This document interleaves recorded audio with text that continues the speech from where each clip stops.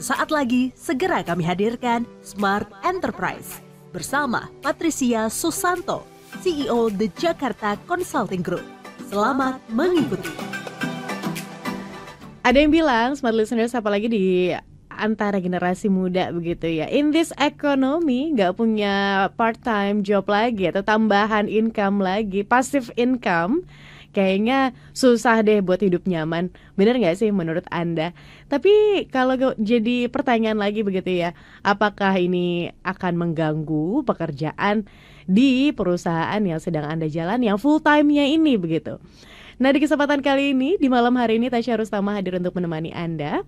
Kita berbincang bersama dengan Mbak Patricia Susanto dari The Jakarta Consulting Group. Hai Mbak Patris. Hai Mbak Tasya, selamat malam Smart Listeners, semoga sehat selalu ya. Yes, Mbak Patris, kita ngomongin menghadapi karyawan multikarir nih. Tapi setuju gak sih sama statement pembuka tadi?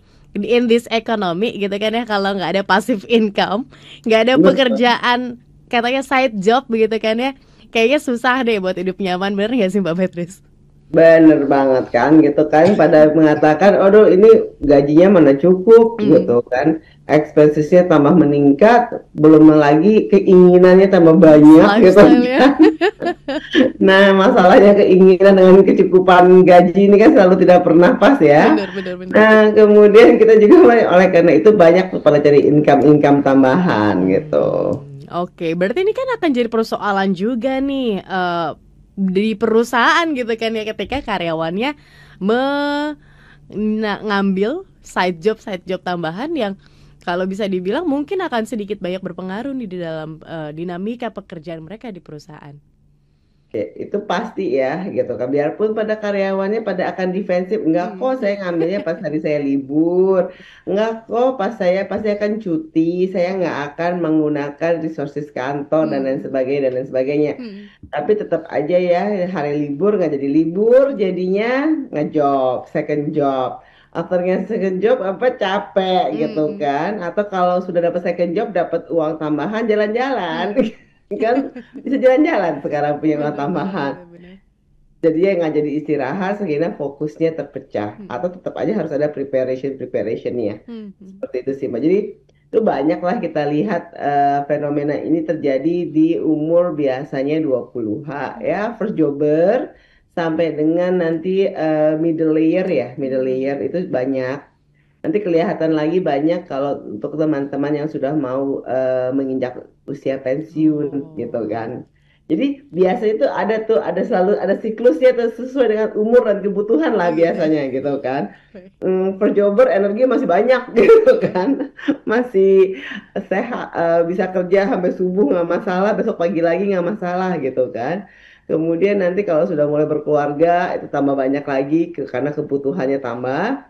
Tapi nanti pada saat-saat tenang tuh mungkin di usia 40-an gitu tuh udah agak-agak tenang.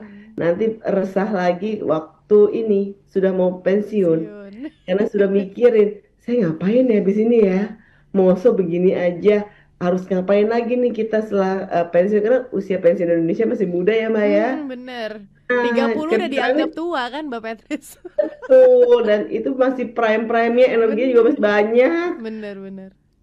Di mana anak-anak di rumah sudah pada kuliah atau udah pada kerja juga, nggak terlalu butuh orang tuanya gitu kan, jadi waktunya banyak. Nah, malah suruh pensiun, pada bingung lah tuh. Nah, itu biasanya kita lihat tuh mulainya adanya meniti-niti karir sendiri, membuat job-job sampingan sendiri itu di usia-usia seperti itu. Dan ini siklus ini sudah berjalan ya berpuluh-puluh tahun lah Mbak. Oh, berarti manusiawi ya. Bagaimana kan POV saya sebagai karyawan, berarti manusiawi ya ternyata hal seperti manusiawi itu. Sekali. Okay. Saya rasa bosnya juga melakukan hal yang sama. Waduh. Nah, ini kan akan berpengaruh terhadap loyalitas di dalam perusahaan, Mbak. Ya nggak sih, sedikit banyak? Sedikit banyak gini, jadinya dalam batas mana nih gitu. Loyalitas dalam perusahaan kita selalu mendefinisikan loyalitas itu bukan kita kemudian 100% energi pikiran kita curahkan ke dalam perusahaan, tidak. Hmm. Tetapi yang penting dalam waktu kita bekerja di situ, kita memberikan maksimal. Itu loyalitas. I see. Daripada orang yang kerja di satu perusahaan 50 tahun, tetapi effortnya cuma 50%, mendingan yang kerja setahun, tapi begitu dari masuk sampai dengan keluar, 100% energinya ada di dalam perusahaan. Itu baru loyalitas. Baik. Kalau yang tadi yang pertama yang 50 tahun, energi cuma 50, kepintaran cuma 50 yang digunakan, itu namanya numpang hidup, gitu kan Kak. Nah, itu bedanya di situ. Jadinya kita harus melihat loyalitas itu seperti apa. Percuma loh kita punya orang berpuluh-puluh tahun, tapi kalau kontribusinya aja begitu-begitu aja, atau malah menghambat karena dia merasa saya orang lama, gitu. Itu beda. Mendingan kita punya banyak orang baru, tapi ya, kerjanya 100%. Nah, itu kan kita melihat fenomena ini kepada Gen Z sekarang ya. Gen Y, Gen Z, ya itu sudah mulai di situ. Seperti itu. Oke, baik. Menarik banget ini Mbak Patrice, karena sesuatu hal yang manusiawi, bahkan smart listeners juga melakukan ini begitu ya. Ada multi karir begitu, ada side job yang dilakukan di luar dari usaha yang mungkin dilakukan, either itu bisnis begitu kan ya Mbak Patrice. Biasanya banyak bisnis ya. Benar, Bisnis. banyaknya bisnis. Kalau teman-teman yang baru pemula itu biasanya ya apa ya, makanan lah, online shop, apa ya Mbak ya, biasanya yang travel lah, dan yang kayak gitulah yang enteng-enteng dan masih lucu-lucu. Apa nge-MC gitu ya, misalnya kalau kayak penyiar kan biasanya nge-MC gitu kan. Nah, banyak juga tuh yang melakukan MC, EO, wedding, WO kan cuma weekend gitu kan. Jadi banyaklah yang kita lihat seperti itu. Selama kita bisa membagi waktu, sebenarnya tidak apa-apa. Yang menjadi masalah adalah kalau kita sudah mulai membangun bisnis. Ini menarik juga, kami baru selesai melakukan studi sebenarnya tentang financial planning.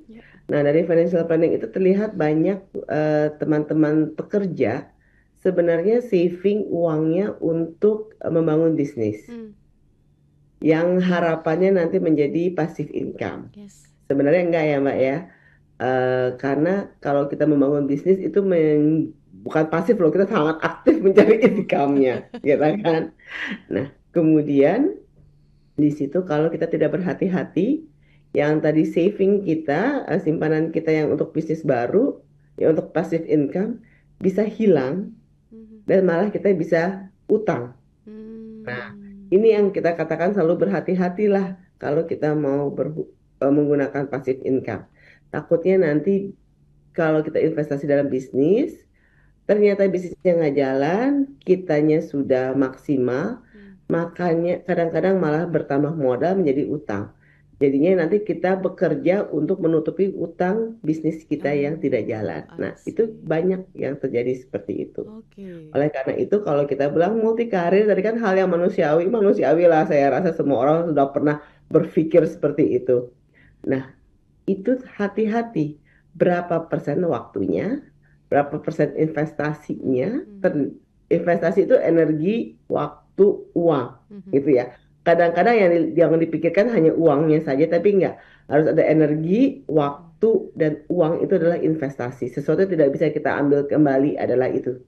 Nah, ini yang kita pikirkan, sesuai tidak investasi kita dengan returnnya. Kalau misalnya, oh saya mau MC aja kok, sebulan sekali aja.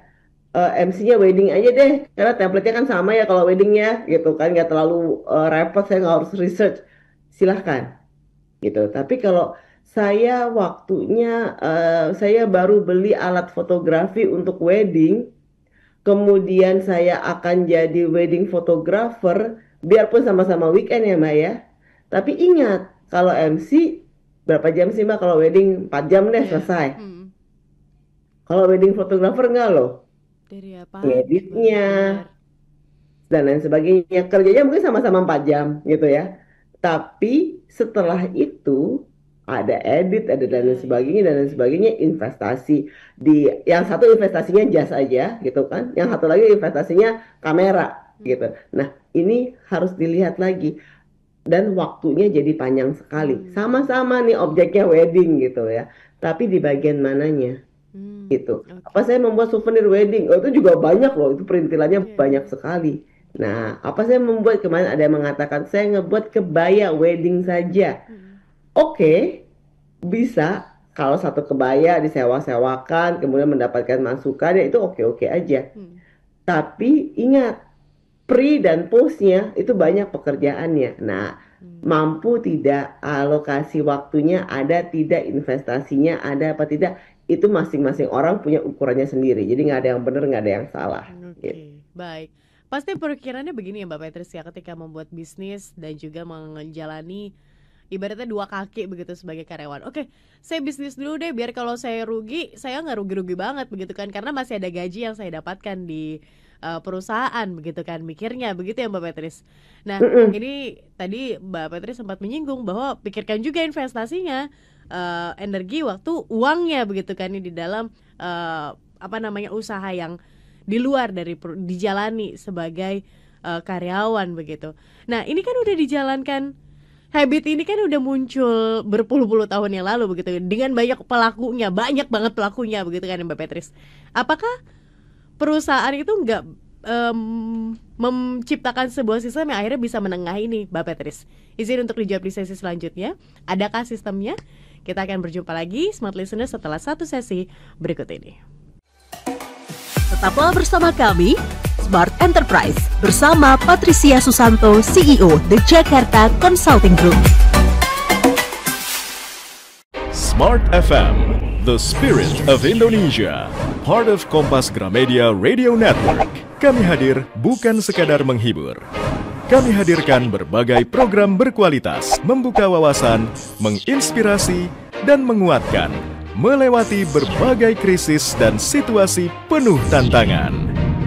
Menjadi panduan pengambilan keputusan bagi para CEO, direktur, manajer, profesional, dan pelaku bisnis di berbagai bidang dengan SIS AB+, serta rentang usia 25 hingga 45 tahun.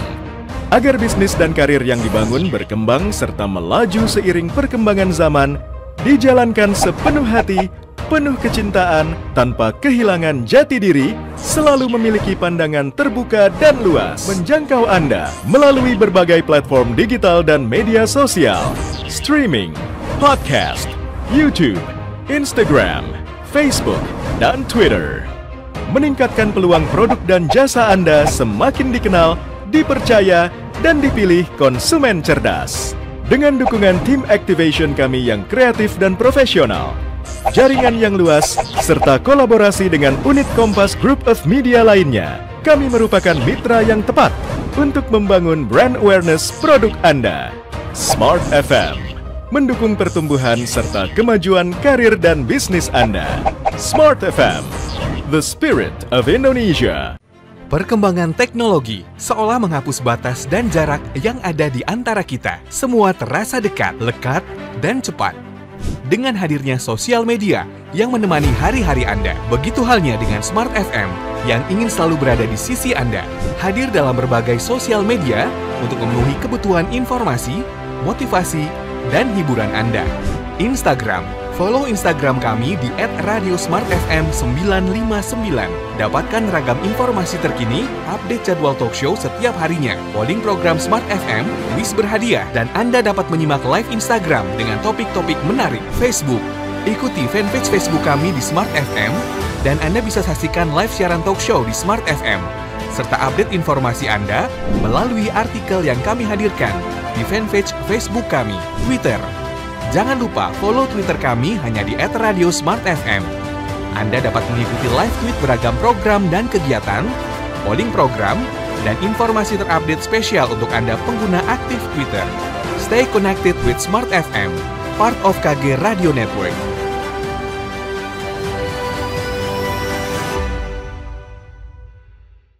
Smart FM, the spirit of Indonesia.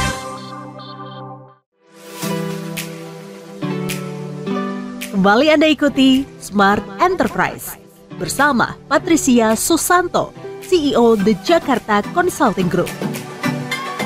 Anda masih bersama kami dalam program Smart Enterprise, masih ngomongin menghadapi karyawan multi karir. Ini sampai berbelit ya Tasya. Menghadapi karyawan multi karir smart listeners.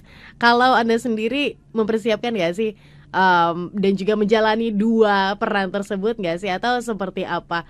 Atau sebenarnya saya all in nih Mbak Tasya di dalam menjalankan peran sebagai karyawan di perusahaan? Atau Anda memilih untuk menjalankan dua peran tersebut? Seperti apa? Boleh bergabung di 0812112959. Mbak Patrice, praktik ini kan udah banyak banget dilakukan, udah lama juga dilakukan. Ada nggak sih perusahaan yang punya inisiatif begitu ya untuk membuat sistem yang bisa menengahi ini, Mbak Patrice? Banyak sih Mak, sebenarnya sistem-sistem koperasi lah kita contohnya ya. Zaman dulu tuh adalah koperasi kan, simpan pinjam dan lain sebagainya untuk kita membuat usaha. Itu adalah praktek yang datang dari perusahaan, difasilitasi oleh perusahaan untuk mengatakan oke silahkan kalau mau kami akan bantu gitu kan. Begitu juga kalau untuk tadi itu kan siklus umur ya, yang mau masuk dunia pensiun biasanya sama perusahaan malah diberikan fasilitas training untuk menjadi seorang entrepreneur. Masa persiapan pensiun tuh biasanya trainingnya. Nah di situ kita bisa melihat bahwa oke, perusahaan malah memberikan masukan, arahan sehingga tadi tidak terjerumus sampai ke dalam hutang gitu kan. Nah, dan pembagian waktunya pun sudah diberikan. Banyak juga perusahaan-perusahaan yang bilang oke nih bisa menjadi trainer gitu kan. Trainer kan sesuatu yang pekerjaan yang mudah untuk orang yang memiliki knowledge ya. Nah, training itu bisa dilakukan juga.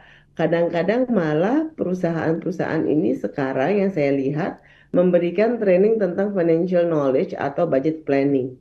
Sehingga mereka karyawannya tahu berapa persen sih yang kita bisa alokasikan.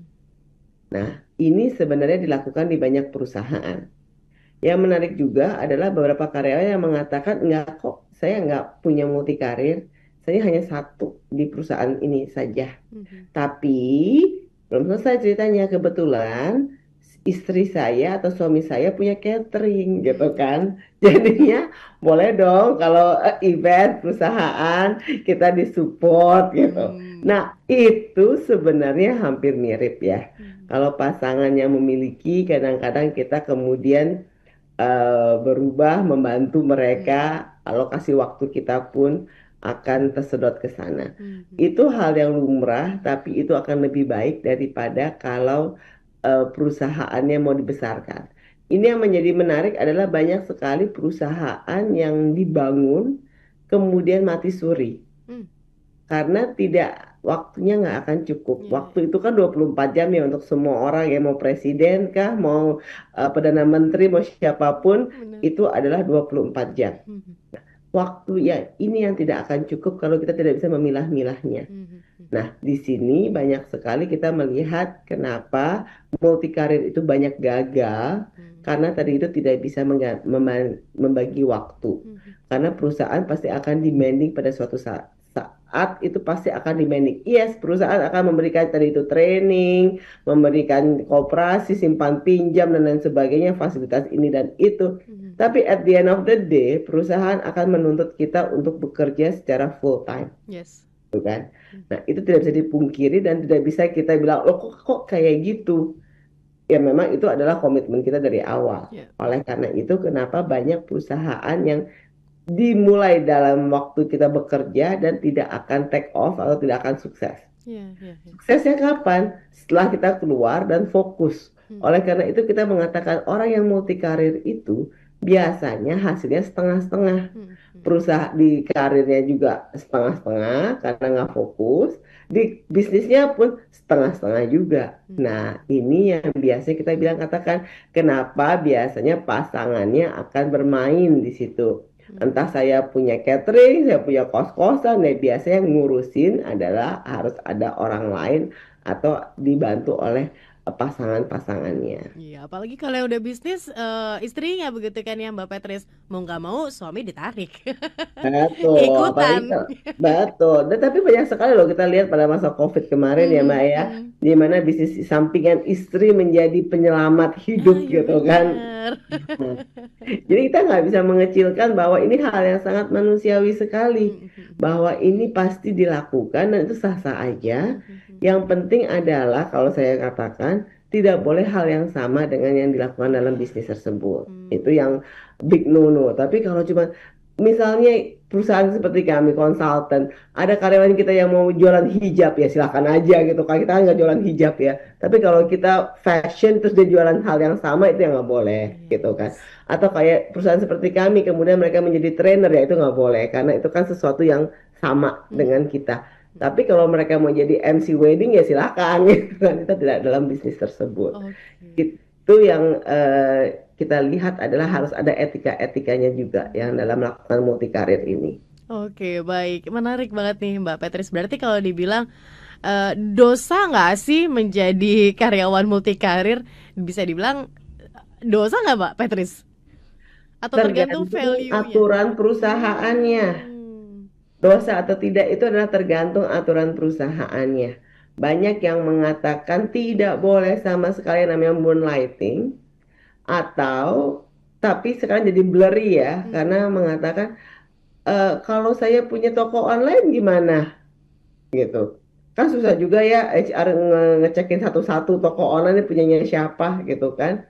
Atau saya kongsi sama teman saya deh buka kafe, saya cuma taruh uang aja kok, saya nggak ngapa-ngapain ya, itu sebenarnya nggak apa-apa. Tadi itu dosa atau tidaknya kalau kalian menggunakan waktu kantor untuk hal-hal yang bersifat pribadi. Itu kan berarti kan sudah mengkorupsi waktu. Tadi kan waktu yang hal yang paling berharga adalah waktu, energi itu yang tidak bisa dikembalikan ya. Baik, sekarang lagi ada pilihan lagi side job lagi Mbak Petris, yaitu jadi content creator begitu kan ya. Ini semua orang dengan HP dan kameranya udah bisa tuh melakukan itu. Bahkan di kantor juga dijadiin konten begitu. Hingga akhirnya banyak nih seleb-seleb di Instagram, di TikTok yang hidupnya tuh karirnya, multi karirnya sebagai content creator di kantor. Nah itu gimana Mbak Petris? Itu sah-sah aja. Itu banyak juga kantor yang malah semangat ya, gitu kan. Berarti kalau dia followernya banyak, berarti kan engagementnya tinggi. Kemudian dia bisa sambil promosi nih kantornya, gitu kan. Nah, yang harus dilakukan kalau mau menggunakan konten di kantor harus izin. Ini yang kadang-kadang teman-teman tidak izin, itu menjadi masalah. Banyak kan orang HR juga udah melek teknologi, semuanya kan sudah berubah ya, kita nggak yang tradisional lagi. Adalah izin. Kenapa izin? Kadang-kadang adalah datanya. Datanya yang menjadi sensitif, bukan dari kontennya itu sendiri. Kadang-kadang nih salah satu contoh yang terjadi adalah lagi meeting tahunan atau dari meeting apapun, di papan tulisnya adalah data-datanya. Secara tidak sengaja itu tercapture dan tersebar. Mungkin yang lain nggak ngeh ya, mungkin dari 10.000 followernya yang ngeh cuma 1 atau 2 orang, tapi itu adalah kompetitor kita. Nah itu kan hal yang sensitif.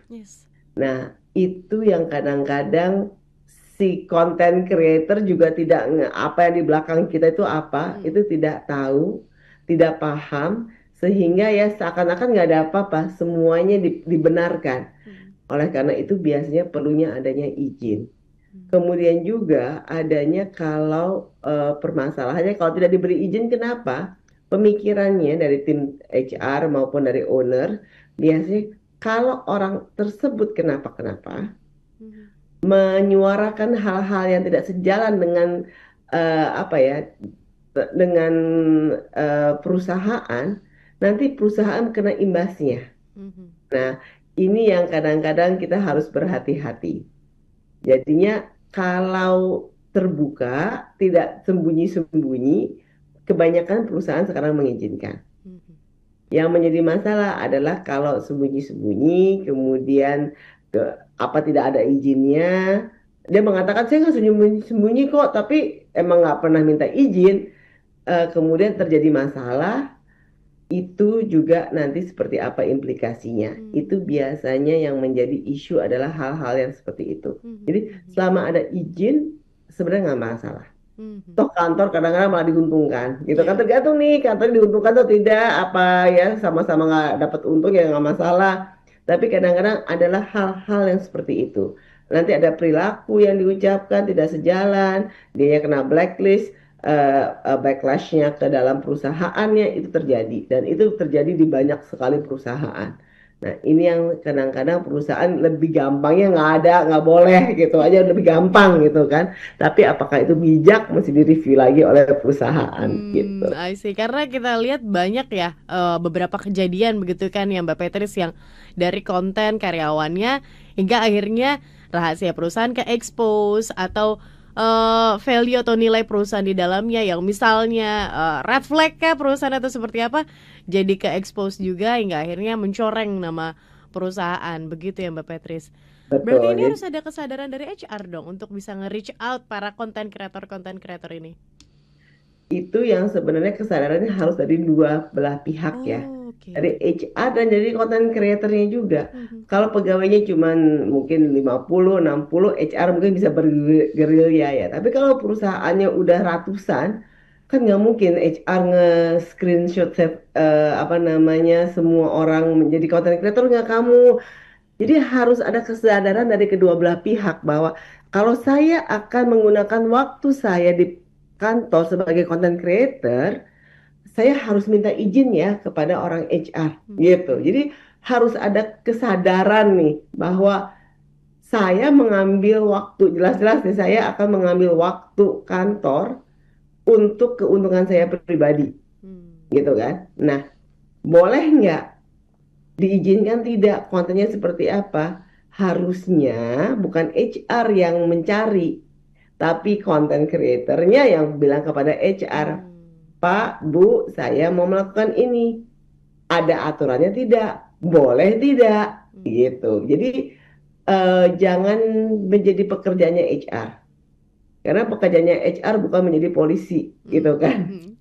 Tapi adalah kesadaran masing-masing anggota organisasi seperti itu. Orang HR biasanya akan mengatakan kalau mau posting di sosial media tidak boleh pakai seragam atau atribut dari perusahaan gitu kan biasanya ya. Itu umum.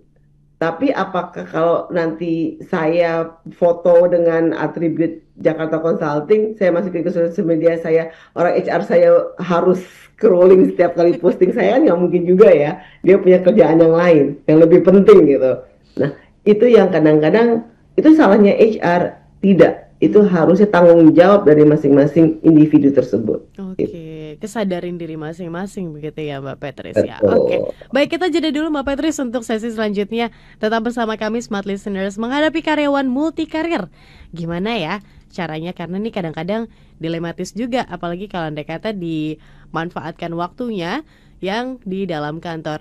Kalau kita Mbak Petris, sebelum kita jeda, sebagai partnernya dia begitu, partnernya dari karyawan yang multi karir ini, gimana cara menempatkan diri? Izin untuk dijawab, dan kami akan kembali untuk satu sesi selanjutnya. Tetaplah bersama kami, Smart Enterprise, bersama Patricia Susanto, CEO The Jakarta Consulting Group. Smart FM, the spirit of Indonesia, part of Kompas Gramedia Radio Network. Kami hadir bukan sekadar menghibur. Kami hadirkan berbagai program berkualitas, membuka wawasan, menginspirasi, dan menguatkan, melewati berbagai krisis dan situasi penuh tantangan. Menjadi panduan pengambilan keputusan bagi para CEO, direktur, manajer, profesional, dan pelaku bisnis di berbagai bidang. Dengan SIS AB+, serta rentang usia 25 hingga 45 tahun. Agar bisnis dan karir yang dibangun berkembang serta melaju seiring perkembangan zaman, dijalankan sepenuh hati, penuh kecintaan, tanpa kehilangan jati diri, selalu memiliki pandangan terbuka dan luas, menjangkau Anda melalui berbagai platform digital dan media sosial, streaming, podcast, YouTube, Instagram, Facebook, dan Twitter. Meningkatkan peluang produk dan jasa Anda semakin dikenal, dipercaya, dan dipilih konsumen cerdas. Dengan dukungan tim activation kami yang kreatif dan profesional, jaringan yang luas, serta kolaborasi dengan unit Kompas Group of Media lainnya, kami merupakan mitra yang tepat untuk membangun brand awareness produk Anda. Smart FM, mendukung pertumbuhan serta kemajuan karir dan bisnis Anda. Smart FM, the spirit of Indonesia. Perkembangan teknologi seolah menghapus batas dan jarak yang ada di antara kita. Semua terasa dekat, lekat, dan cepat. Dengan hadirnya sosial media yang menemani hari-hari Anda, begitu halnya dengan Smart FM yang ingin selalu berada di sisi Anda. Hadir dalam berbagai sosial media untuk memenuhi kebutuhan informasi, motivasi, dan hiburan Anda. Instagram. Follow Instagram kami di @radiosmartfm959. Dapatkan ragam informasi terkini, update jadwal talk show setiap harinya, polling program Smart FM, kuis berhadiah, dan Anda dapat menyimak live Instagram dengan topik-topik menarik. Facebook. Ikuti fanpage Facebook kami di Smart FM, dan Anda bisa saksikan live siaran talk show di Smart FM, serta update informasi Anda melalui artikel yang kami hadirkan di fanpage Facebook kami. Twitter. Jangan lupa follow Twitter kami hanya di @radiosmartfm. Anda dapat mengikuti live tweet beragam program dan kegiatan, polling program, dan informasi terupdate spesial untuk Anda pengguna aktif Twitter. Stay connected with Smart FM, part of KG Radio Network.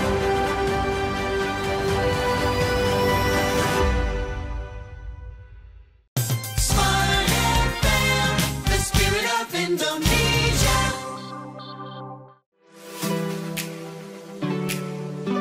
Kembali Anda ikuti Smart Enterprise bersama Patricia Susanto, CEO The Jakarta Consulting Group.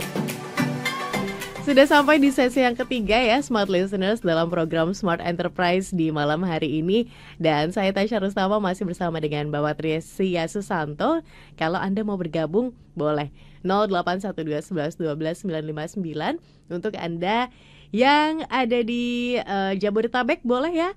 Atau Anda yang ada di pulau-pulau lainnya, Pulau Sumatera. Halo Smart Listeners. Untuk Anda yang ada di Palembang begitu ya, di Medan yang bergabung bersama dengan kami.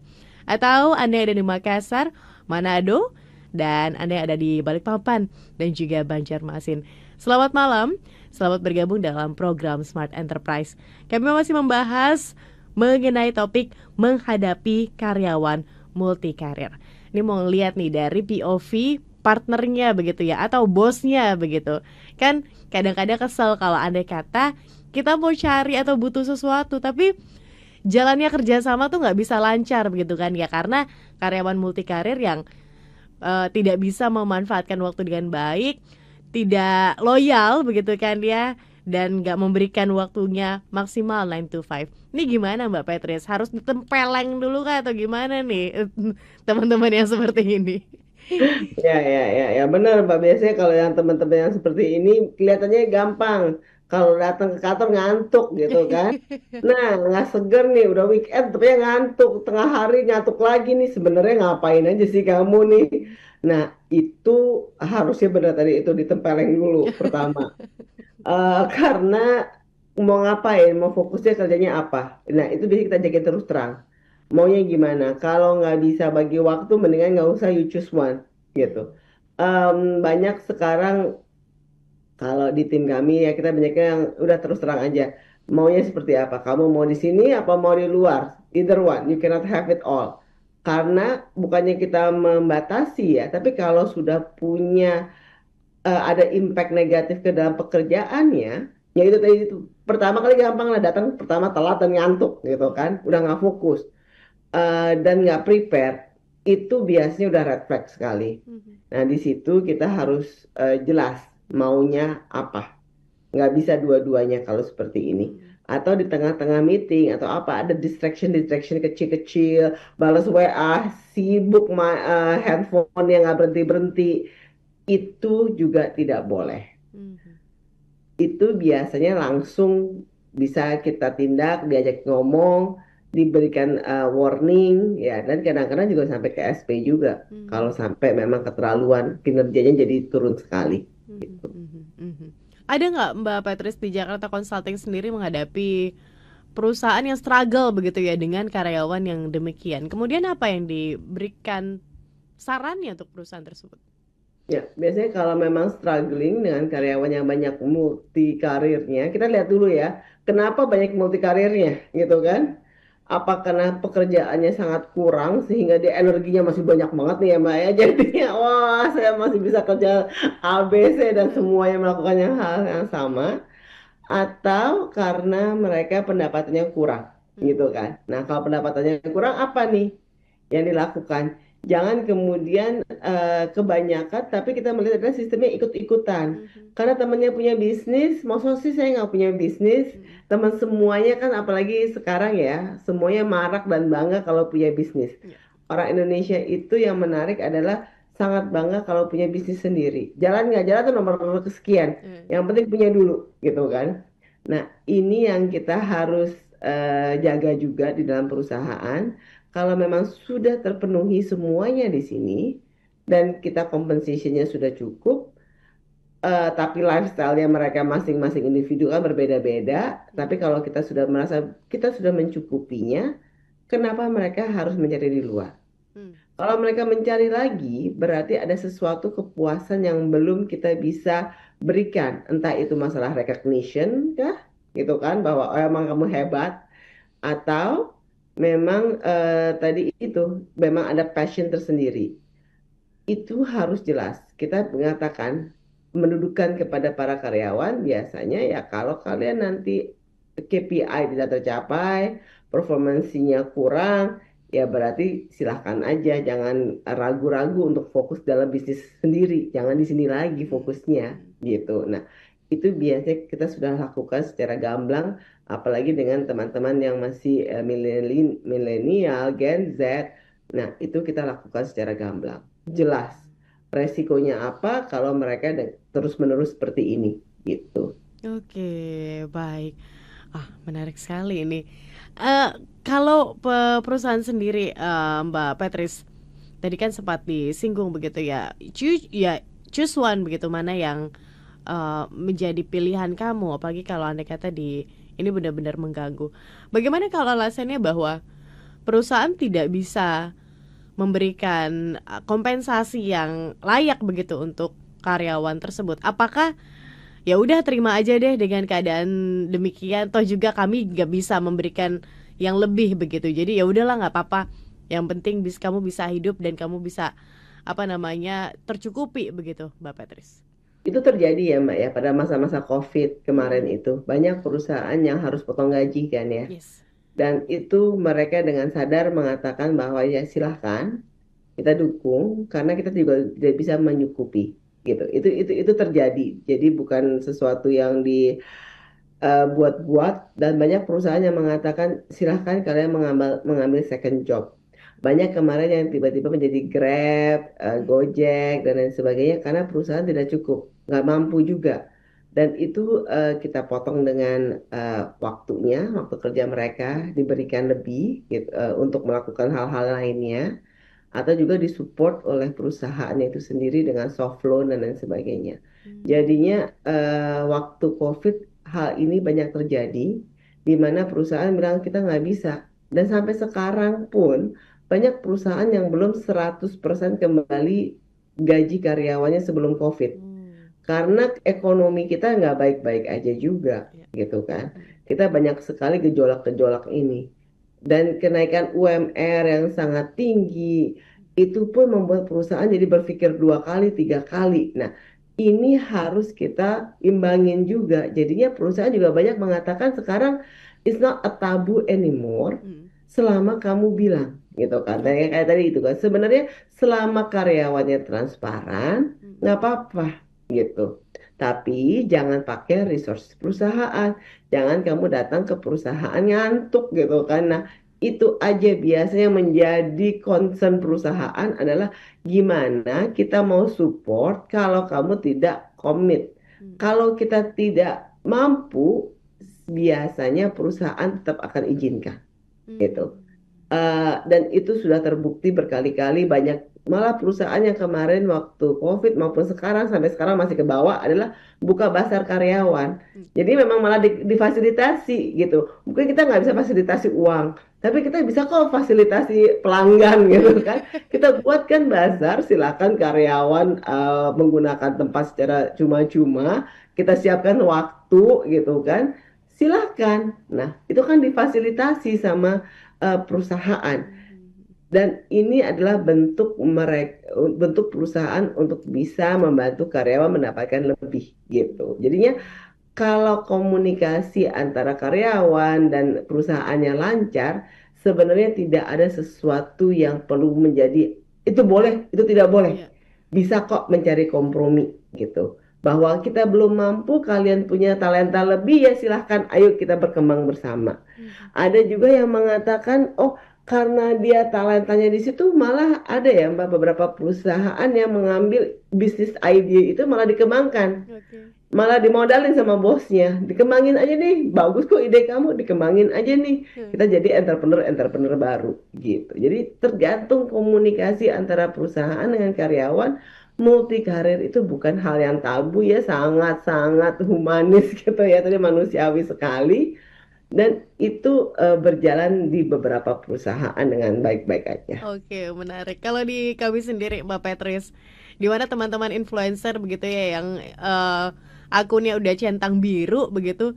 Nah ini justru dimanfaatkan nih oleh perusahaan untuk bisa jadi talent management. Yaudah sini kami talentkan biar nanti teman-teman yang udah centang biru bisa ngambil job dan akhirnya di manage secara profesional begitu dari perusahaan. Betul. Ya, sama-sama untungan Mbak. Jadi dua-duanya untung kan, semuanya happy gitu. Iya benar, menarik ya.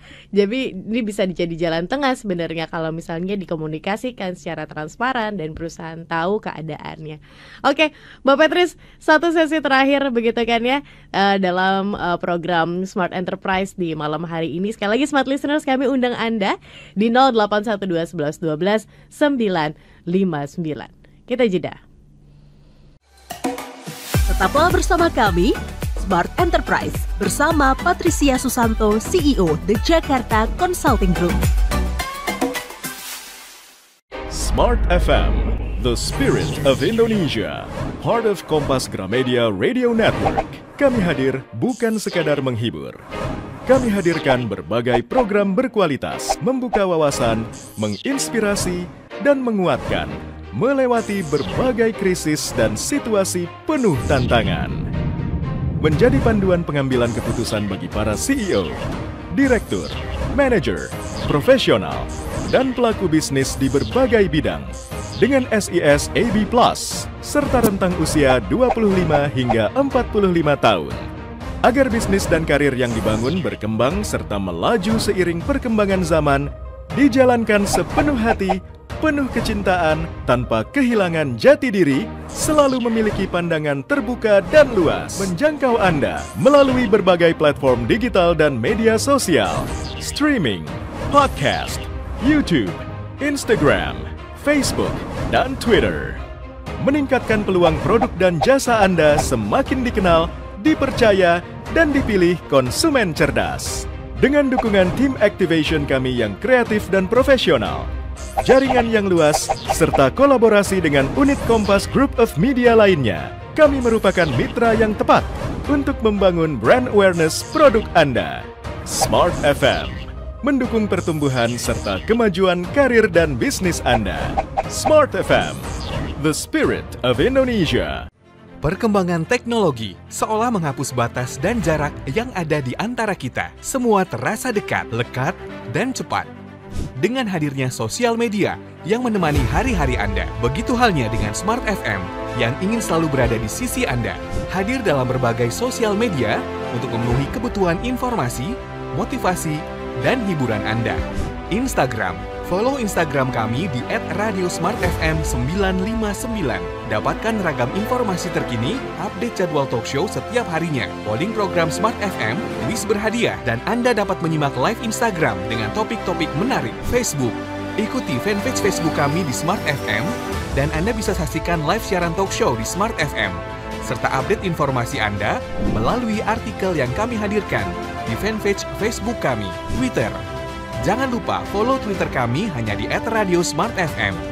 Anda dapat mengikuti live tweet beragam program dan kegiatan, polling program, dan informasi terupdate spesial untuk Anda pengguna aktif Twitter. Stay connected with Smart FM, part of KG Radio Network.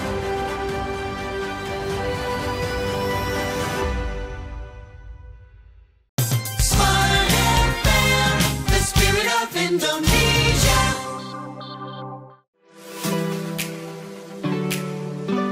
Kembali Anda ikuti Smart Enterprise bersama Patricia Susanto, CEO The Jakarta Consulting Group.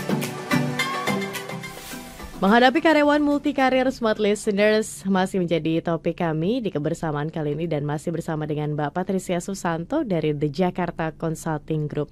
Karyawan multikarir ini sekarang udah sebuah hal yang biasa begitu ya, apalagi mungkin dari Anda ada yang sudah menjadi konten kreator, bahkan dimanfaatkan juga oleh perusahaan gitu kan ya, agar sama-sama bisa berkembang. Nah, mungkin sebelum nanti kita sampai pada sebuah konklusi akhir atas perbincangan di malam hari ini, mungkin izin kita tanyakan begitu ya, Mbak Patris, perusahaan di luar negeri begitu Mbak Patris, culture-nya seperti ini juga nggak sih? Apa sebenarnya ini tuh terjadi cuma di Indonesia? Sebenarnya sama ya Mbak. Jadi culture multikarir ini terjadi di mana-mana. Kalau di sana mungkin lebih ada yang, kalau di Amerika kita melihat mereka boleh part-timer soalnya. Jadi kerjanya memang full time, jadi mereka boleh part-time sehingga mereka mengatakan oke, saya cuma kerjanya 20 jam atau berapa jam seminggu, kemudian bisa melakukan hal-hal yang lain. Jadi ini juga umum di mana-mana. Kenapa ada yang kita sebut istilahnya serialpreneurship gitu kan, serial entrepreneur segala macam. Itu karena tadi itu maunya multikarir, karir berbeda-beda. Kalau di luar sana, di Amerika, di Singapura dan di beberapa negara barat, malah bisa berganti karir drastis. Kalau di Indonesia kan kita hanya kayak side job gitu kan. Nah kalau di sana ada tuh yang saya pernah ketemu satu orang pernah jadi manajer logistik, kemudian jadi pilot, jadi bisa lompat-lompat terus bisa jadi ini apa kemarin 911 operator, kemudian dia bisa berganti malamnya jadi 911 operator, kemudian nanti dia bisa jadi guru. Jadi bisa tandemannya tuh bisa kerjanya dari malam, shift malamnya 911, terus siangnya jadi guru. Terus jadi pilot, bisa jadi logistik, logistik manager. Itu kadang-kadang kayak wow, kok beda banget ya, bener-bener like I have a second job gitu. Kalau di sana tuh bisa I have a second job karena waktu, karena mereka kan dihargainya dengan waktu ya, man hour-nya berapa. Kalau di Indonesia kan kita kan lebih utuh, pokoknya kerjanya ini nih 40 jamnya minimumnya gitu kan.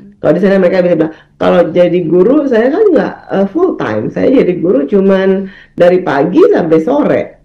And then I only teach a certain subject, right? Yang kebetulan ini dia subjeknya cuma health atau PE gitu, guru olahraga lah ya. Itu kan nggak banyak waktunya.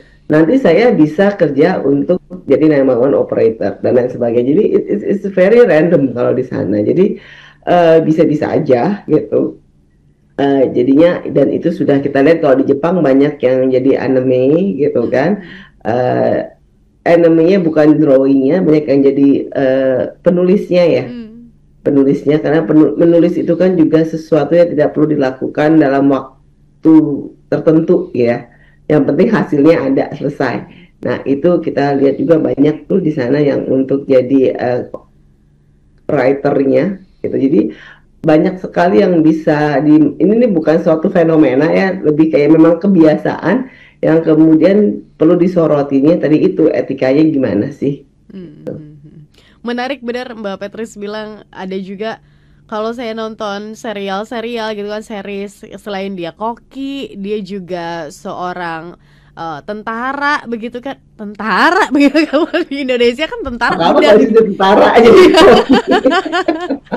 Terus dia juga katanya pernah jadi dokter begitu kan, ini kan sesuatu hal yang wow, jauh banget gitu ya Mbak Patris ya. Tapi betul. Apa waktunya beda? Mereka 40 jam mungkin di sana, di sini 24 jam. Tapi kan enggak ya, semua waktunya sama begitu. Tapi pemanfaatannya yang memang luar biasa.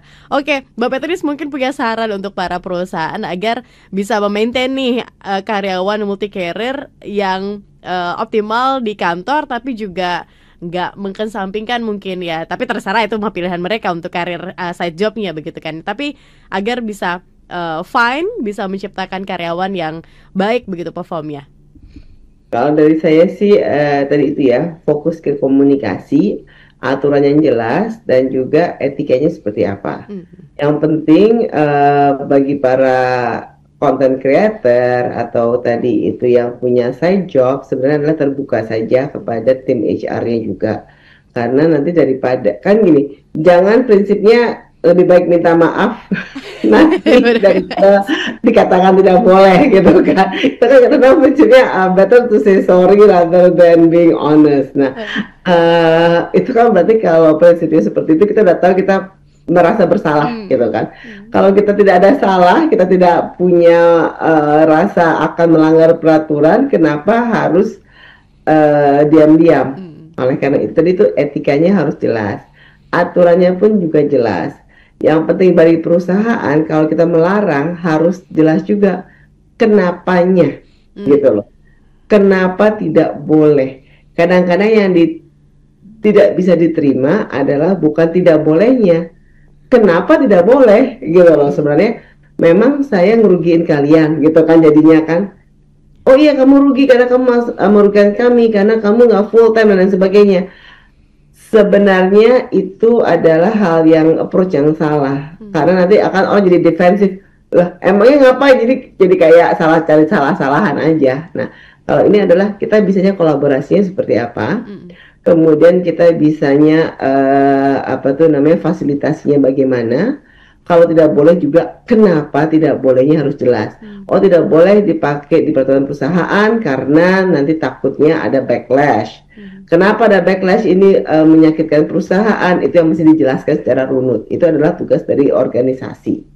Kalau boleh juga ada batasannya, nggak boleh kemudian boleh terus bebas gitu kan. Nah batasan-batasan ini harus jelas sehingga nggak bisa tuh ada abu-abunya, itu harus tipis mungkin lain abu-abunya ya, harus jelas. Kamu boleh melakukan ini kalau di jam A, B, C, D gitu kan. Kalau ketahuan, maaf aja kita akan ada punishmentnya A, B, C, D gitu kan. Jadi sama-sama jelas dan itu lebih baik dilakukan di depan bukan di tengah-tengah atau sebagai reaktif sebagai perusahaan ada masalah baru kita buatkan kebijakannya seperti itu.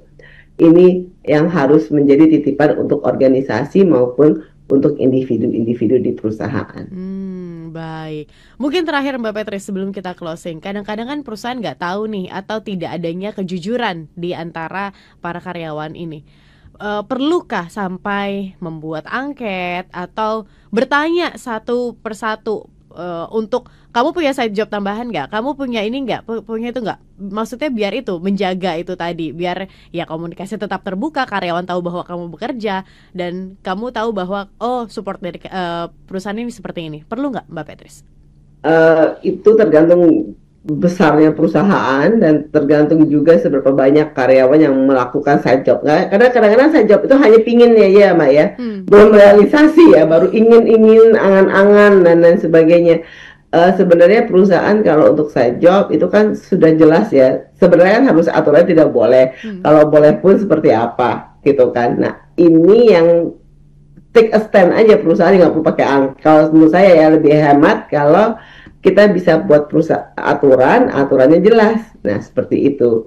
Tapi yang penting tadi pasti tidak boleh adalah melakukan pekerjaan yang sama dengan apa yang dilakukan perusahaan. Contohnya kalau orang sales, saya bawa barang laptop, kemudian saya jualan handphone, itu nggak boleh, pasti nggak boleh.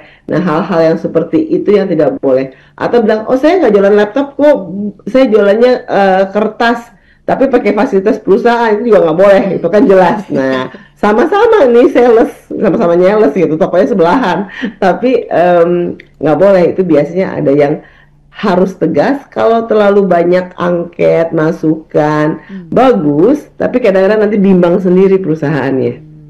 Nah ini yang harus tegas sekali di perusahaan maunya seperti apa. Oke, baik. Bikinlah hitam dan putih, garis abu-abunya diperkecil gitu, bahkan gak usah ada garis abu-abu begitu ya. Make it clear, karena ketika semuanya jelas, semuanya regulasinya kelihatan jelas begitu, ya semuanya juga akan nyaman dan juga akan enak baik itu di perusahaan maupun di karyawannya begitu ya Mbak Petris.